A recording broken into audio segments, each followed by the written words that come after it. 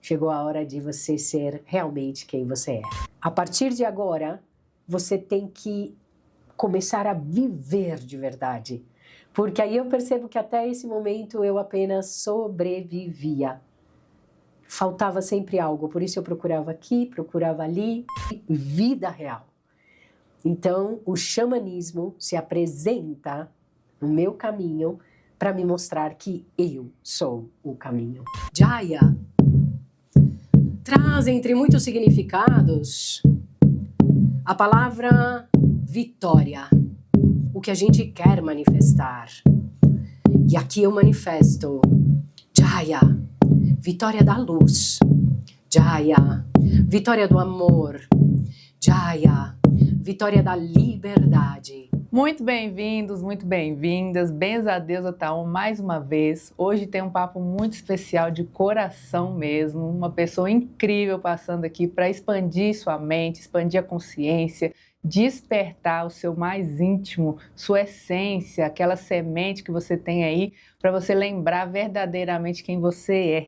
Então aproveita esse papo, anota, vê de novo, porque aqui vai sair muita coisa boa e coisa assim fina para você fazer um estudo fino sobre você, sobre o cosmos, sobre as energias, sobre as frequências, sobre tudo. Então, bem-vindos, Benza a Deusa Taon.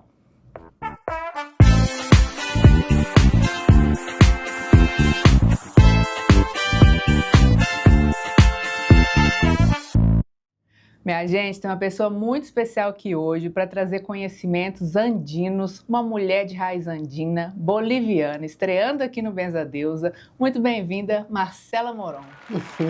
Graças. Um prazer estar aqui. Gratidão pelo convite, pela oportunidade da escuta e de estar aqui com cada um de vocês. Graças. Maravilha, maravilha. Eu conheci a Marcela esse ano. Eu acho que eu caí de paraquedas numa turma sua de iniciação de medicinas da floresta. E desde aí eu falei, gente, preciso conhecer essa mulher pessoalmente. E agora veio, tudo sincronicamente, no tempo certo. Eu acredito muito nisso também, né? Quando tem que ser o momento que a gente manifesta, né? Exatamente. Manifestamos esse podcast.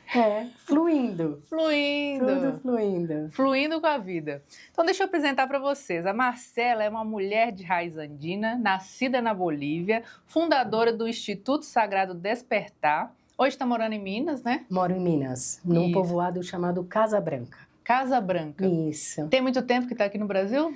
Olha, vai para mais de 30 anos já que moro aqui no Brasil. Caramba. É minha terra, minha terra. Com certeza. Sou do cosmos. Me considero um ser do cosmos. Me considero cada vez mais sem raízes de apego. Então, de coração aberto. Tenho sim um projeto de ter uma terra sagrada para movimentar todos esses convites, né, que o meu coração, o meu Munai, faz para os seres que se conectam com a minha essência também. Mas sinto, Maria, cada vez mais o chamado de voar, exercendo a liberdade, que cada dia eu conquisto mais. Nossa, perfeito isso aí, viu? Porque passando por tantas mudanças, tantas transições que a gente vem acompanhando, inclusive do planeta, que isso aí não é de agora também, né? A gente vem passando vários tipos de mudanças e que são graduais, outras maiores, outras a nível do Pachamama também, fazendo suas transformações aqui na Terra. E você sabe que eu sou mineira, né? Eu moro lá, vim para cá agora, passando uma temporada em São Paulo também. Todas as cidades nos acolhem, né? Quando a gente vai de coração aberto, como você falou. E me conta um pouquinho assim, qual foi o seu chamado para vir para o Brasil? Bom, não foi bem um chamado, porque eu era muito pequenininha e a minha mãe veio para cá, eu já tinha 2 irmãs morando aqui, então eu não tive muita opção. E aí eu vim. Mas eu percebo hoje que este lugar tinha e tem muitas oportunidades. Por quê? Na Bolívia, a gente tem uma cultura muito fechada, onde ainda há muito preconceito com relação à liberdade de ser quem nós somos. Ao mesmo tempo que é um país extremamente ancestral e que traz ainda manifestações milenares, entra em choque se contradiz com relação a toda essa ancestralidade que demonstra, né, no dia a dia das culturas mais antigas. Mas aqui no Brasil há algo que se chama liberdade.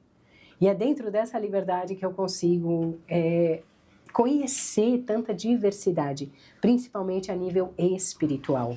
Então, eu tentei voltar para o meu país quando eu entrei na faculdade, aos 17 anos. Voltei para a Bolívia, mas não me adaptei. Eu tenho a criação de mãe argentina. Vim pequenininha para o Brasil. Fiquei aqui até os 17 anos. Então, assim, quando eu chego na Bolívia e eu percebo que eu teria que ser diferente para poder ser aceita, foi muito difícil para mim. Eu só consegui ficar lá 2 anos e meio, retornando para o Brasil. Caramba!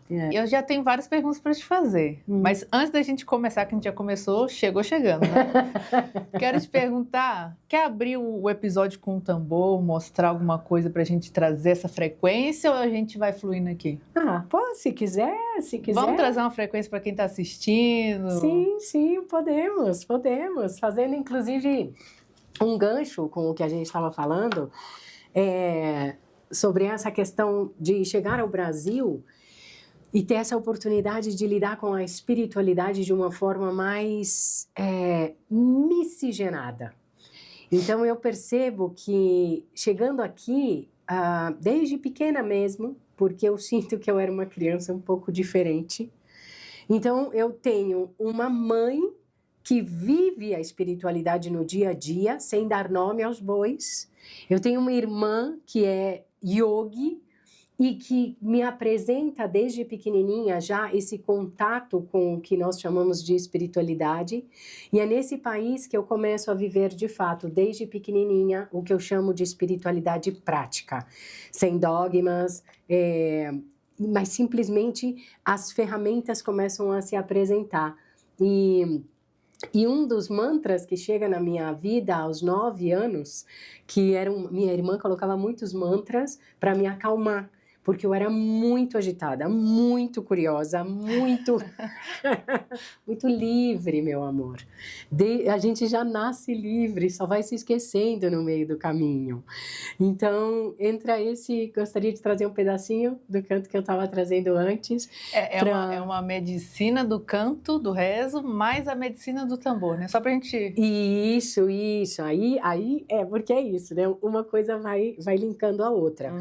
Mas quando se fala de medicinas e quando eu me nomeio guardiã das medicinas, não são somente as medicinas da floresta, como a ayahuasca, o achuma, medicina do rapé, a angelita, medicina do mapacho. Não são somente essas medicinas que a gente precisa de alguma forma colocar em contato com o nosso organismo, com o nosso corpo físico.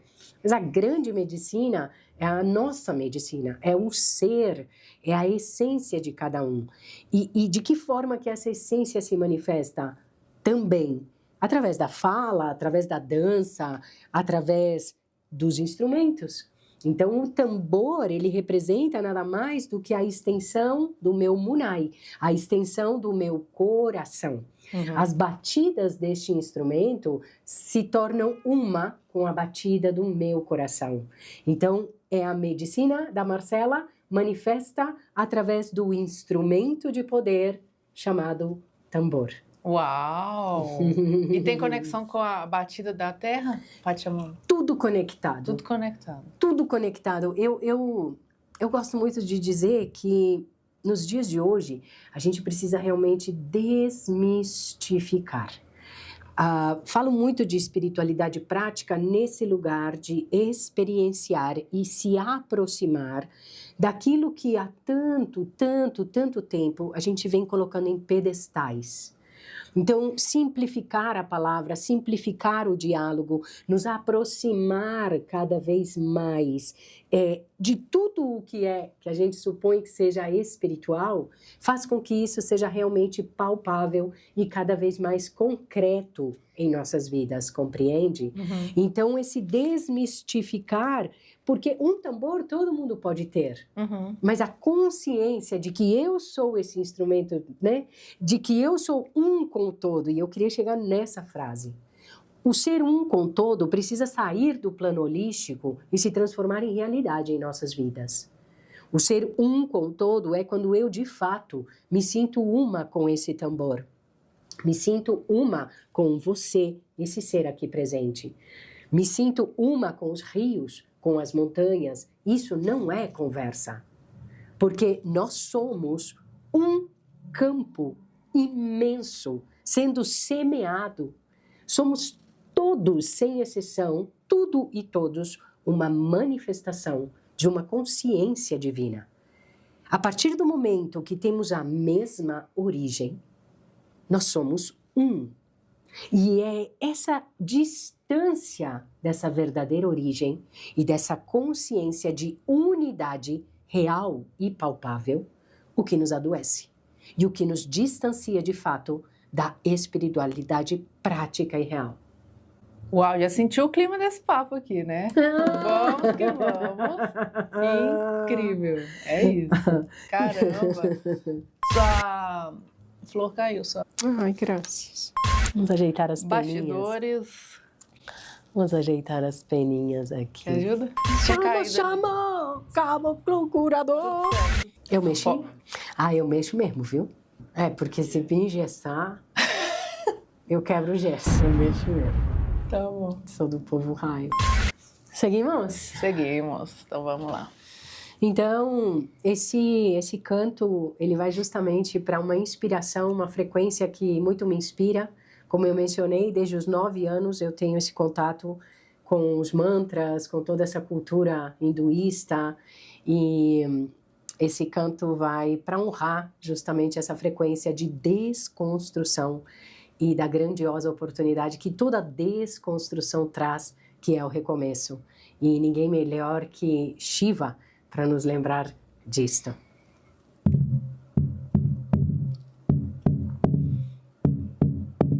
Shiva Shankara, Shiva Shankara, Shiva Shankara Rupam Mareshwara Jaya, Jai Jai Jai Jaya. Jaya traz entre muitos significados a palavra vitória. Mas nos dias de hoje, a gente precisa complementar e deixar bem claro o que a gente quer manifestar. E aqui eu manifesto Jaya, vitória da luz. Jaya, vitória do amor. Jaya, vitória da liberdade. Jai, Jai, Jai, Jaya.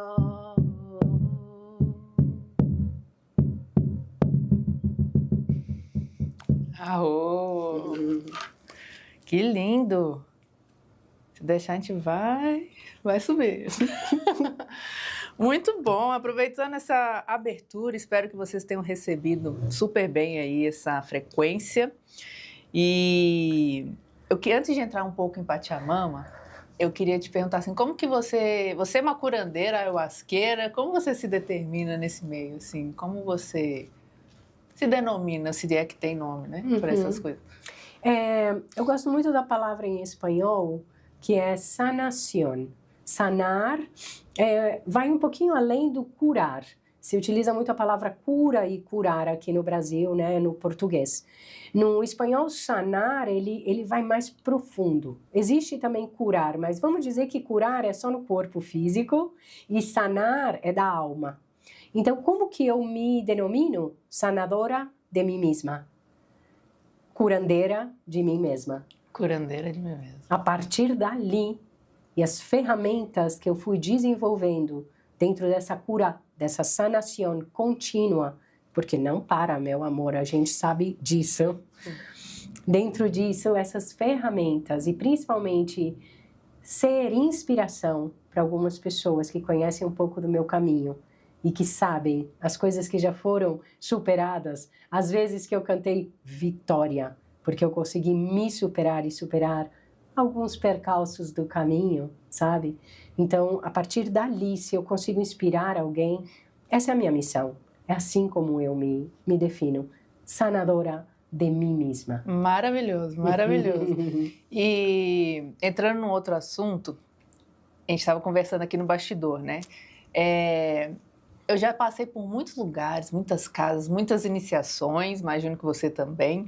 O xamanismo está vindo muito forte agora, assim como os povos originários, as medicinas da floresta, de uma forma diferente, com outra visão, com ensinamentos mesmo na origem, na raiz. O que são essas consciências dessas medicinas na raiz, na origem, né? Diferente de tudo que eu já tinha experimentado também.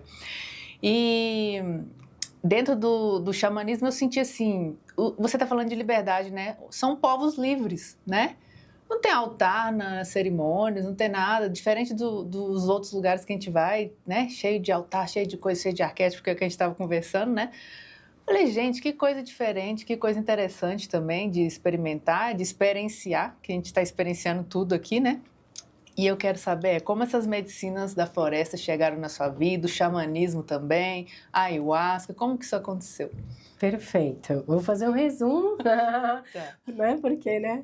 Mas é muita coisa. Mas, basicamente, eu me vejo, desde pequenininha também, muito curiosa, muito questionadora com tudo. Então, eu fui passando, durante toda a minha vida, sem essa referência de dogma, apesar de ter sido batizada na igreja católica, de ver minha mãe, eu dormia com a minha mãe, porque eu precisava cuidá-la para evitar... Ela tinha epilepsia, então eu dormia com a minha mãe para evitar possíveis crises. E minha mãe acordava de madrugada e começava a conversar com seres. Durante o dia, minha mãe conversava com um ser chamado Yeshua, mas numa naturalidade, ou seja, eu quero que você só entenda o contexto onde eu cresço, além dos mantras da minha irmã na minha orelha. Caraca. E aí, o que acontece? E eu muito curiosa sempre. E aí eu cheguei nas raízes africanas e fui sendo colocada, né? Porque desde muito pequena, assim, aos 12 anos eu conheço o que é a Umbanda, sabe? Aos 14, 15 anos eu passo por uma experiência caótica com um pai de santo e trago para mim frustrações e uma raiva de tudo que era o espiritual, sabe? E depois, o que eu quero? Eu quero algo mais. Entrei de cabeça no espiritismo, foram 6, 7 anos devorando os livros e de repente eu viro evangélica. Mentira! Fez inverso. Eu precisava, olha isso, conhecer um pouquinho de tudo isso. Maravilhoso. Para perceber que realmente nada disso me servia. Eu estava sempre na procura de algo mais. Imagina eu, porque eu sempre fui eu mesma, sabe? Sempre tive essa autenticidade de ser eu mesma. E foi uma das condições que eu passei para o pastor. Eu falei, eu posso continuar sendo eu mesma? Ele falou, pode. E eu era eu. Olha isso. Só não tocava tambor, porque o tambor chegou depois, com o xamanismo. Então, depois de caminhar, aproximadamente aos 40 anos, eu cheguei num lugar de total desânimo de permanecer aqui. Então, eu realmente, passando por um momento de uma dor inenarrável, eu desisti da vida. E ao desistir da vida, surge uma nova e grandiosa oportunidade de vida real. Então, o xamanismo se apresenta no meu caminho para me mostrar que eu sou o caminho. Olha. O xamanismo, ele, na verdade, e é algo que eu defendo bastante, ele precisa ser visto de uma forma menos mística e menos poética. O xamanismo é ciência, é uma ciência natural. É uma ciência que se manifesta através dos povos originários, como você trouxe, porque eles mantêm e preservam o mais puro e ancestral. Mas não pode ser desvinculado do olhar científico, porque estamos vivendo numa sociedade tão intoxicada, em meio de pessoas tão adoecidas mental e emocionalmente, que não adianta sair por aí servindo medicina a rodo, como se diz, sem ter um conhecimento prévio. E trazendo sempre essa clareza, Hermanita, de que há uma diferença gritante entre consagrar uma medicina no meio da floresta e consagrar uma medicina mais na região urbana. há uma questão energética que sim influencia em todo o caminhar de cada cerimônia e de cada iniciação. Então o xamanismo ele chega na minha vida me dizendo: última oportunidade, Marcelita, a partir de agora você tem que começar a viver de verdade, porque aí eu percebo que até esse momento eu apenas sobrevivia. Faltava sempre algo, por isso eu procurava aqui, procurava ali, e o xamanismo chega como uma ciência natural que cada vez que eu vou descobrindo e trazendo novas perguntas, e eu percebo que cada pergunta bem feita traz em si a própria resposta, e percebo que eu tenho a eternidade para vivenciar e desvendar esse xamanismo que é essa ciência natural. E qual foi a primeira medicina que se apresentou para você? Na minha vida? Desde jovenzinha eu procurava, na verdade, algo que me expandisse a consciência. Porém, pela falta de direcionamento e pela falta de conhecimento, eu acabei caindo nas drogas. Então, foi uma fuga mesmo. Eu tentei várias vezes fugir desse plano. Eu sinto assim, porque justamente pela alma muito livre, isso aqui era pouco para mim. Então, pela falta de direcionamento mesmo, acabei caindo nas drogas. Mas, aí sim, com esse profundo movimento, essa dor que eu passei por um momento específico em minha vida, a ayahuasca se apresenta como maestra sanadora. É ela que, de fato, chega primeiro, puxa minha orelha e fala assim: Marcelita, chegou a hora de você ser realmente quem você é. E aí começa o Madrecita. Madrecita Ayahuasca. Quando foi, você lembra? Foi há 9 anos. Há 9 anos. Aí eu quero aproveitar para trazer um canto para ela. Isso. Posso? Claro, pra gente ir, né, intercalando. Esse canto justamente fala da relação dessa medicina sacramental, ayahuasca, com o nosso coração, o nosso munai. Esse chamado mesmo dessa medicina que expande a nossa consciência e nos coloca frente a frente com as nossas verdades, frente a frente com aquilo que a gente costuma fugir para não querer enxergar. Então, nada simples esse caminhar nesses últimos 9 anos, muitas desconstruções, e cada vez que a gente dá uma ajustada, percebe que dá para melhorar, porque em se tratando de cosmos, de Pachamama, em se tratando de universo, o que rege é a excelência. Então sempre podemos melhorar. Então esse canto nasce justamente agradecendo a Madrecita por poder sanar o meu munai. E aqui eu vou utilizar esse instrumento que se chama chacapa. Chacapa. São folhas de eucalipto, vieram lá do Peru. Então, é um instrumento que a gente utiliza muito porque os instrumentos em si, como a gente falou do tambor, cada instrumento, ele emite uma frequência. Percebendo que tudo é energia, que tudo em nosso mundo e nos mundos paralelos, dimensões paralelas, tudo se manifesta como frequência de luz e som. Cada um desses instrumentos, ele modifica, neutraliza ou ativa essas frequências de luz e som. Então, a batida do tambor, ela faz um determinado movimento, que geralmente é te trazer para a terra. Isso daqui vem da floresta. Então, esse som, de alguma forma, leva a nossa memória, seja dessa ou de vidas paralelas, para um outro lugar.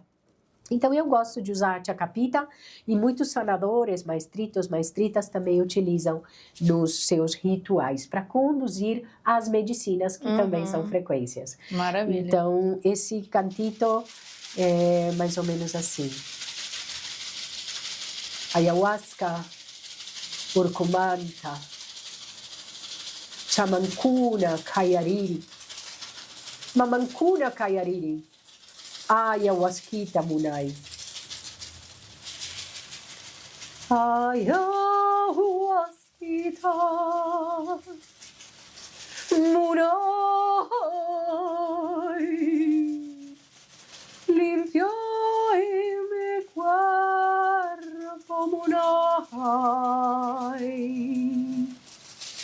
sana mi alma munai, ayur pilai soncogliai, limpiai mi mente munai, ayawastitai.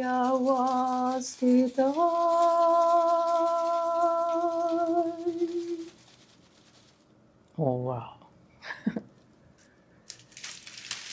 Arrou! Tô até vibrando aqui, ó. Vibrando as células. Meu Deus! Como que você tá se sentindo aí que recebeu esse canto? Que especial, que forte, que lindo. Nossa! Gracias. Como é que a gente continua o episódio agora? Deu uma expandida. Vamos lá. Aproveitando as frequências, né?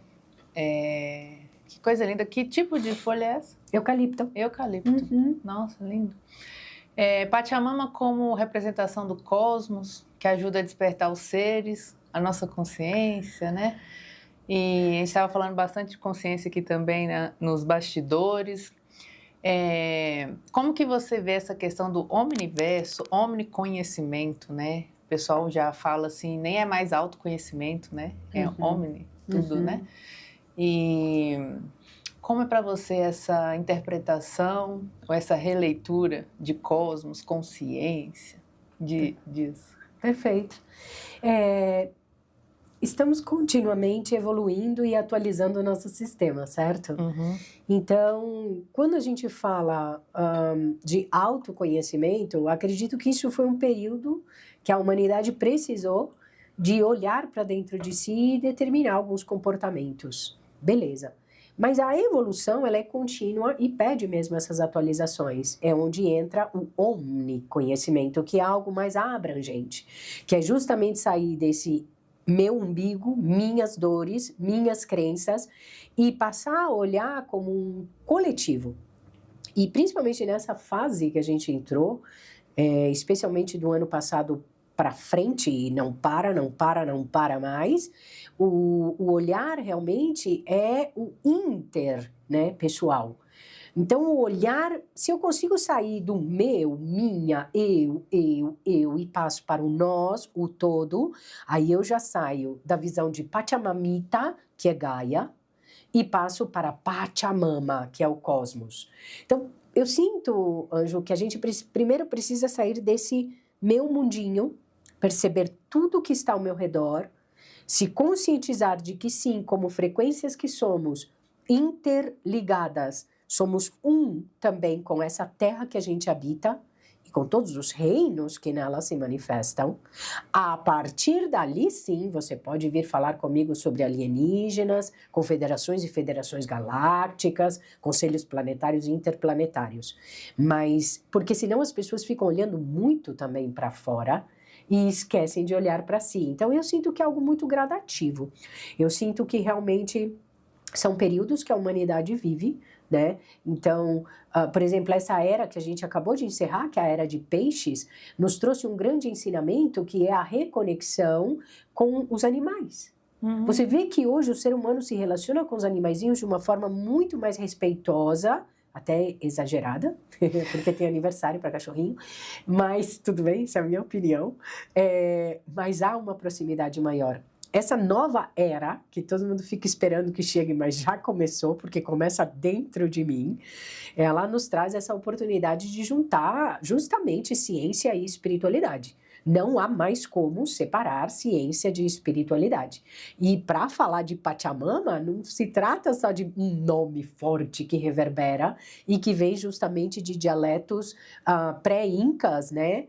O que a gente chama de Runasimi, onde justamente é o mundo mãe. Mas é esse cosmos todo. E não tenho como não deixar de mencionar que nós estamos no mês de Pachamama. E esse mês todo de agosto, para nós andinos, ele traz assim uma simbologia muito importante, porque 1º de agosto a gente celebra o dia de Pachamama, onde a gente agradece e reverencia todas as colheitas e agradece e reverencia a terra que vai se abrir novamente para receber as novas sementes. Então, esse mês de agosto é um mês de muita gratidão e de muita movimentação com relação a Pachamama. E os andinos em si, o que eu percebo, e é um convite para todos nós, principalmente para os povos mais do norte, da Europa, é essa reconexão com a terra. Isso de realmente colocar a mão na terra para voltar a se sentir um com o todo. Não precisa ir fazer uma grande iniciação, coloca a mão na terra e relembra que você consegue se comunicar através das suas sensações com o que a própria terra está sentindo naquele momento. Essa é a minha visão do todo, essa é a minha visão da evolução do autoconhecimento para o omniconhecimento, que se faz urgente. Maravilhoso, sem dogmas também, o que você está trazendo, né? Uhum. E uma visão holística científica, né? Digamos assim. Para quem está ouvindo e nunca ouviu falar desses termos, né? Dessas nomenclaturas, às vezes é a primeira vez que está tendo um contato também com tudo isso que a gente está falando, né? Sim. E aos pouquinhos acho que ela vai ou relembrando que ela já tem esse conhecimento, já que somos um, né? E isso vai fazendo parte da vida da pessoa, quem está ouvindo aí, quem acompanha os papos, né? Devagarinho, deixando essa semente florescer. E sobre consciência, uma coisa que o Rex Thomas conta também, né? Sobre as consciências divinas, até extraplanetárias, somos todos um, sobre os Elohims, né? Essa conexão com os Elohims. E você tem esse tipo de conexão de conhecimento? Poderia falar um pouquinho?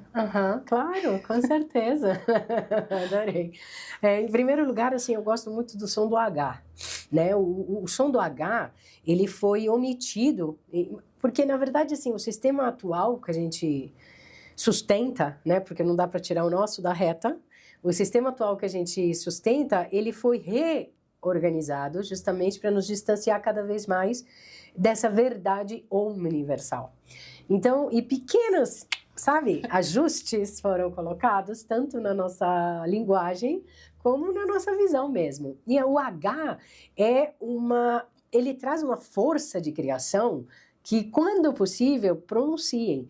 Então, em se tratando de Elohim, tem um H aí no meio que traz justamente isso, a criação, a força da criação. Então, peraí, Elohim.